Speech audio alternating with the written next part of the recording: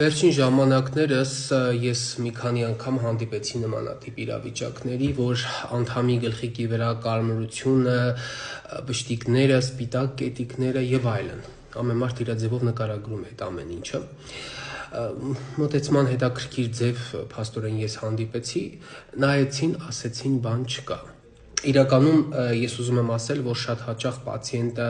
ներկայացնում է կարմիր կամ սպիտակ կետիկներ, որոնք իսկապես ռեալ նայելուց մենք մասնագետներս ոչինչ չենք տեսնում,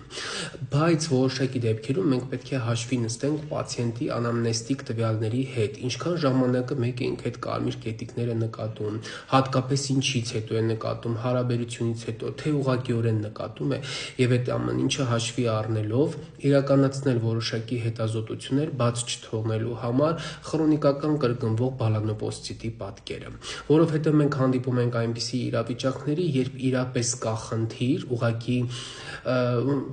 այսօրվա դրությամբ, քան որ մենք արդեն շատ ենք խոսում հիգիենայի բանի մասին, մարդիկ շատ հետևողական են արդեն դարել, հետևում են իրենց անձնական հիգիենային եւ պատահում է, որ մարդու մոտ խնդրի առկայությունը կա, բայց հաշվի առնելով, որ ինքը հիգիենային իրար շատ լավ հետևում է, այն դեպքում կլինիկական դրսևորումները չկան, կարող անենց իրավիճակ ստեղծվի, մարդը չգիտեմ մի օր, երկու օր հանգամանքների բանով չի կարող իր հիգիենային դեր, հոп, մեկ էլ նկատում է այդ կետիկները եւ այլն։ Իմ խորհուրդը եւ հորդորը այսպիսին է. եթե կան անհանգստացնող գանգատներ, ամեն դեպքում պետք է հետազոտությունները անցնել։ Հետազոտությունների հիման վրա, եթե կբացառվեն բոլոր տեսակի խնդիրները, ես կարծում այս պարագայում կարելի է հանգիստ լինել, բայց ուղղակի ձեր նայելով, ին նայելով, հա, սենց աչքով նայում ես, դե հա, բան չկա, բան։ Մի քիչ դա տենց